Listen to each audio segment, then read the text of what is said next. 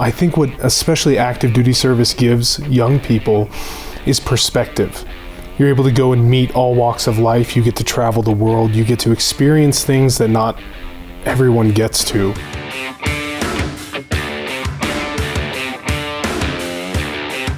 Welcome to Shooting Straight with Brad and David. I'm Brad Carlyon, your Navajo County attorney, and unfortunately Sheriff Klaus couldn't be with us today, but instead we have Bruce Tucker. I'm a deputy chief for Sheriff Klaus. Bruce, I'll let you take it from here. I appreciate that, Mr. Carlyon. Gentlemen, you're all here joining us today. We're here to talk about Veterans Day and recognizing all of you and all of those that work for our county that are veterans. Just wanted to take a moment personally and say thank you for your service to our country and then coming back and serving our home. Deputy Hudson, can you just talk briefly about what made you choose to join the Army? Yes, sir. So I enlisted in active duty Army when I was 17.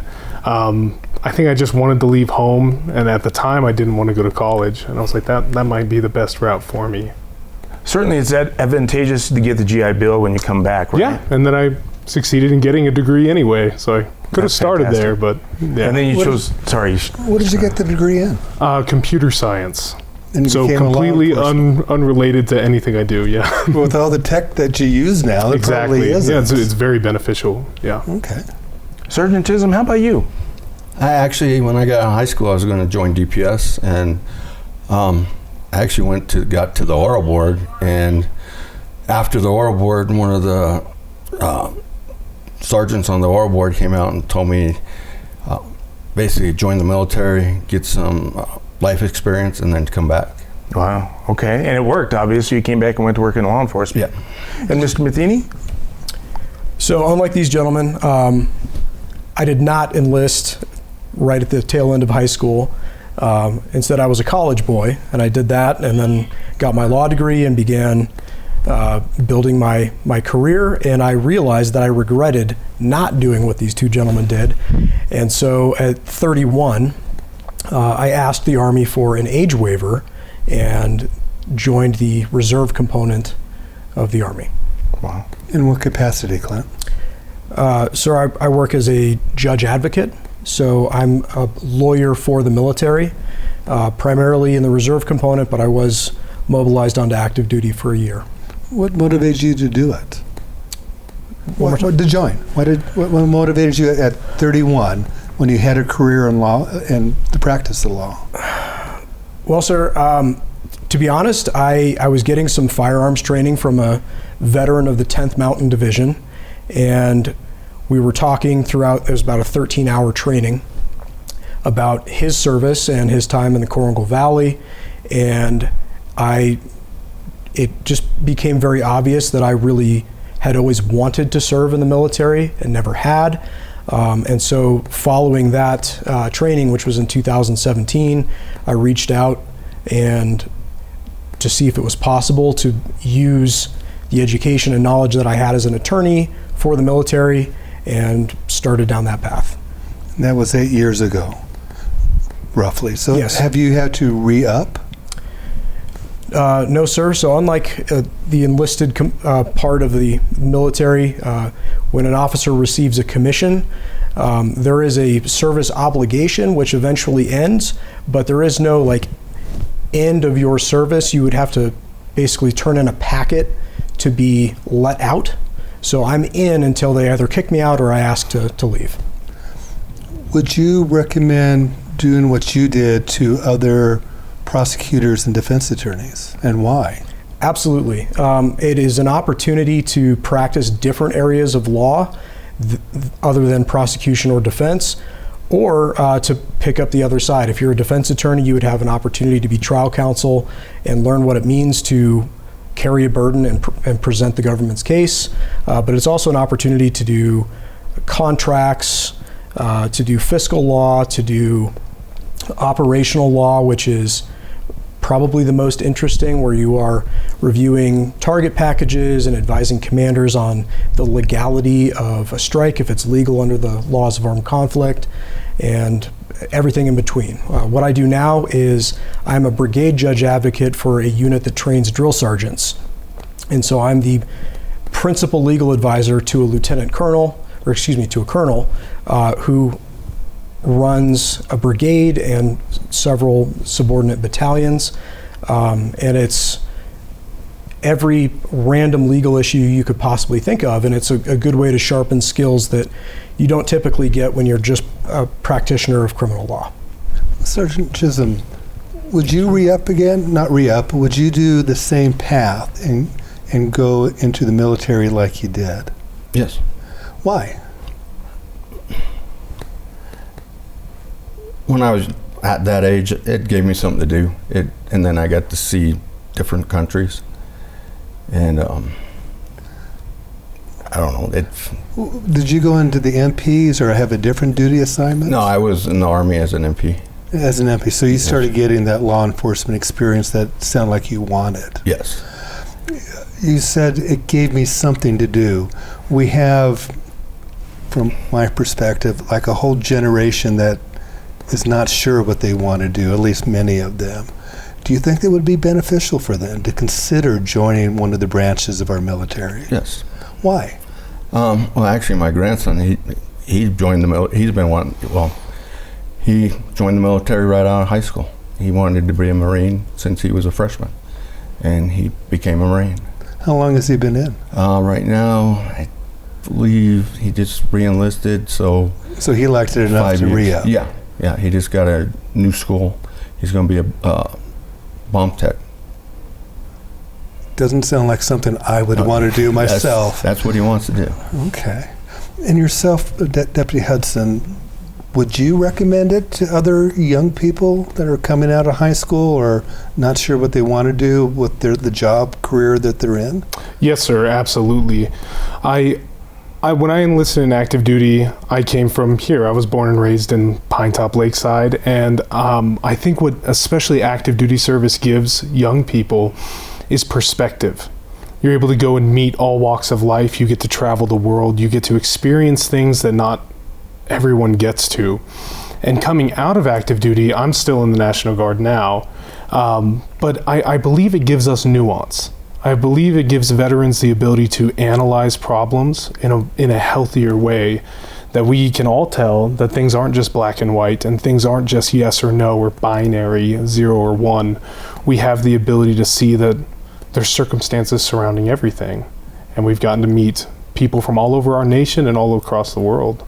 And I assume that nuance, as you phrased it, helps you as a law enforcement officer because things aren't always black and white. Correct, yeah. I believe that it offers me an investigative edge, I'll call it, is that I'm able to decipher maybe the minutia of a conversation and how did we get from bad moment and backtracking that through just biological means and evolutionary means at that point of how we got to the point to make a bad decision, what led to that. And I think that's important for officers and deputies to be looking at. Were you an MP too? So I started in active duty as an MP, and I didn't like it, so I joined the infantry. Yeah, but you became a deputy. Absolutely, I liked law enforcement. I had a super fortunate active duty career. I was able to go and almost immediately gain access as a member of a SWAT team on my base, and then I got transferred into protective services and was stationed at the Pentagon. And that was a very interesting job. So I never actually did the law dog portion of being an MP, and I fell in love with different concepts, and that led me to the infantry. And man, I love the infantry. You mentioned one of the benefits of service, and that was the GI Bill for your education. Oh, yeah. How is that another reason for young people to consider joining that aren't sure what to do right now, but get exposure to different career options through the military? Of course it is. Prior to joining active duty, I didn't really know where I wanted to go in life other than being a soldier. I knew I wanted to do that since I was like 3 years old. I was like, those are the funnest movies, those are the funnest books, I want to do that. But not be a cowboy? No, I didn't get attracted to that. Oh, okay. But I worked a myriad of jobs in high school, and then getting afforded the ability to mature and speak to all walks of life, and then take that maturity and apply it to a collegiate level education was very beneficial to me. I was able to seek out something that I really pursued computer science in the first place because I don't understand it. I didn't understand it. And I'm like, well, that's the way the world is going. I'm going to want to hitch my wagon to that horse. And it's paid off greatly. What do you think about some of the programs available in the transition from military life to civilian life, particularly in relationship to what we do in the criminal justice field? Do you see it beneficial when you leave the military to go to the police academy, for instance? Oh, absolutely. I, for one, when I joined into the police academy, already had marching and customs and courtesies down, and realizing that I'm part of a bigger whole. I'm just a member of that, and that was something that I was communicating to fellow cadets even at that time, and I preach it today, that my day-to-day interactions with people is their opinion of law enforcement forever. And sometimes that doesn't only apply to our nation, but worldwide. Someone goes to the UK and they see one of their officers and they're like, well, I was treated poorly. Now I'm going to treat that officer poorly. So I make it a point that I know that folks, when they cross paths with us on a day-to-day basis, it needs to be a positive interaction unless it can't be. And they've made choices that make it not a fun interaction. Sergeant, did you have any transition issues out of the military and back into civilian life? No. Because some of the things that I do hear from talking to veterans is sometimes they don't quickly find a job. They're used to being directed to do something, and they kind of lose their compass for a while. Oh, well, when I got out, I actually joined the Department of Corrections. That's how I ended up in Winslow. They were the only prison that was taking officers. So I joined that, and then spent 9 years there, and then went to Winslow, and spent 15 years there. And then I went to the sheriff's office. So. And then, we all understand some of the trauma that those in our military suffer that serve on the front lines, in the Middle East. But even those who are behind the lines, knowing people who lose their lives or lose limbs, and they can have that trauma too. For those who have trauma, do you have any suggestions on what they can do to get help? Anybody can jump in. Yeah, I would love to. I myself am a Purple Heart recipient. Okay. I was wounded overseas, and I've pursued therapeutic means. I've gone through our local VA system, but the most beneficial thing I've found is being honest with myself and being honest with those that I trust and care about of what I'm going through. And so I would say to any veteran that's struggling with trauma or memories that aren't healthy is to be honest about those. Because the moment we can put them on the table, now we can address them as that this feeling sucks. And now we can point at the feeling and not say that I'm a bad person.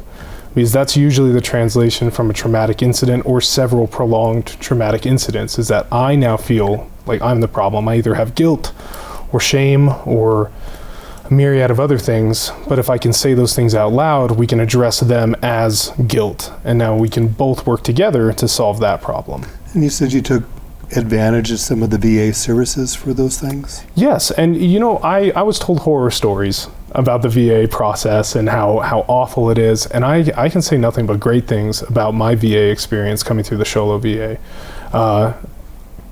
It was smooth. I've gotten care, I've gotten appointments and analytics, and they're incredible. It's an incredible staff. Kudos for you for taking advantage of it and working through, because too many don't. Absolutely. For whatever reason, they're unwilling to ask for help. And then Clint will see them in our Veterans Court, where we try to get them help. And what are some of the helps that we can get our veterans that didn't quite deal with it as well as Deputy Hudson did? Sure.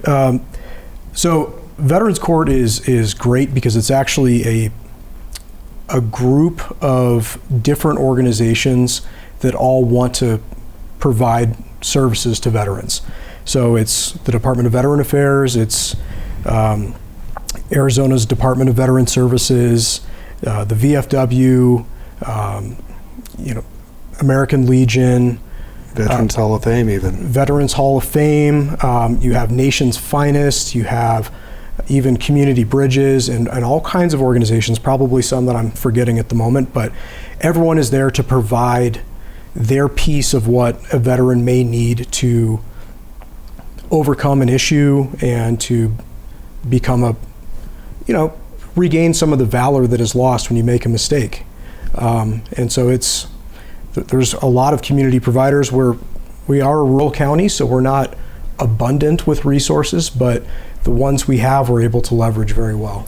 I want to say a thank you to you, Clint, because I know you've gone above and beyond to try to get help and services for the veterans that come through that court. It's an honor. Thank you.